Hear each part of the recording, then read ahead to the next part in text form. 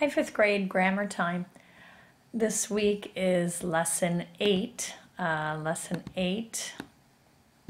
And my pen is writing in very funny colors. Okay, it's lesson 8 grammar workshop this week. Okay, moving on. We've talked about sentences. We talked about the 4 kinds of sentences: declarative, imperative, interrogative, exclamatory. We talked about the parts of sentences: subject and predicates. We talked about simple and compound subjects, simple and compound predicates. Last week we talked about compound sentences, and now we'll talk about complex sentences, another kind of sentence. All right, so let's talk about these complex sentences. Like a compound sentence, a complex sentence is a sentence that has 2 related ideas. Remember, our simple sentence, or the definition of a sentence, was a group of words relating an idea. A compound sentence, last week we talked about 2 ideas joined with a comma and a coordinating conjunction. Well, a complex sentence is also 2 related ideas, but one of those ideas starts with not a coordinating conjunction, but a subordinating conjunction, okay? And that idea that begins with a subordinating conjunction is the less important idea in the sentence.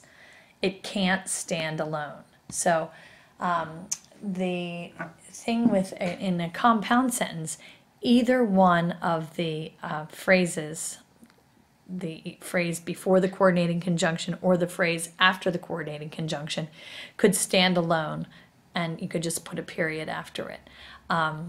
So if I say the cat ran inside and the dog ran outside, we could take the comma and the and out and have 2 simple sentences. The cat ran inside, period. The dog ran outside, period. But with a complex sentence, one of the phrases, the phrase that starts with the subordinating conjunction, is the less important idea in the sentence, and it can't stand alone. And let me show you what I mean by that.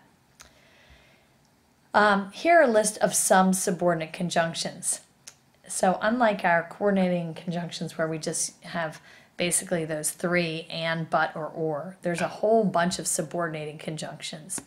After, although, as, because, before, if, in order that, lest. We never use that word lest, but no matter, how, what, until, unless, till, though, that, than, supposing, so that, since, when, whenever, where, whereas, whatever, whether, which, while, who, why, even though. Here's the thing, you don't have to really memorize all of those subordinate conjunctions. You just have to be able to recognize a complex sentence when you see them. And I'll show you how you can do that now. The subordinating conjunction has 2 jobs. So this list of subordinating conjunctions has 2 jobs, okay? The first is it provides a transition between the 2 ideas in the sentence. Okay, and a coordinating conjunction does that too. A transition is kind of a change between one idea and the other idea.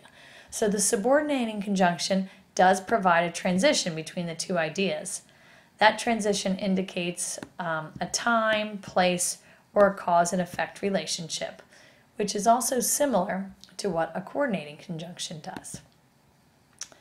But the second job of the subordinating conjunction is to reduce the importance of one clause so that the reader understands which of the 2 ideas is more important.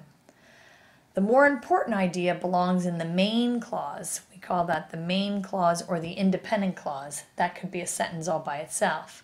And then the less important in the clause is the less important clause is introduced by that subordinate conjunction. So let me show you what I mean. Okay? When we put a subordinating conjunction in front of an independent clause, you as the writer change a perfectly good sentence into a fragment, okay? So I could have this sentence here, Owen was waiting. Owen was waiting, and that's a simple sentence. Subject is Owen, was waiting is the verb, okay? But if I put a subordinating conjunction in front of it, okay, while Owen was waiting, what? what? We have to have something else with that sentence. It's not a sentence. While Owen was waiting, there's more. We're waiting for more. He read a book. He ate his lunch. He took a nap. Okay? There's something more important. Something else was going on while Owen was waiting. While Owen was waiting is the less important part of that sentence. Although Frankie read the book, okay? What do we mean by that? Although Frankie read the book, okay? That's part of the sentence, but what else? What else do we need to know about Frankie?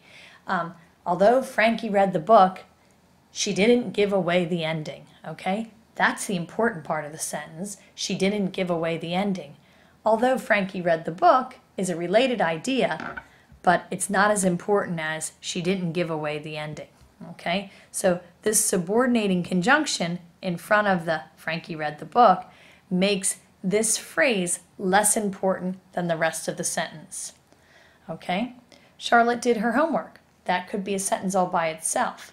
But if we put a subordinating conjunction in front of that, until Charlotte did her homework, okay?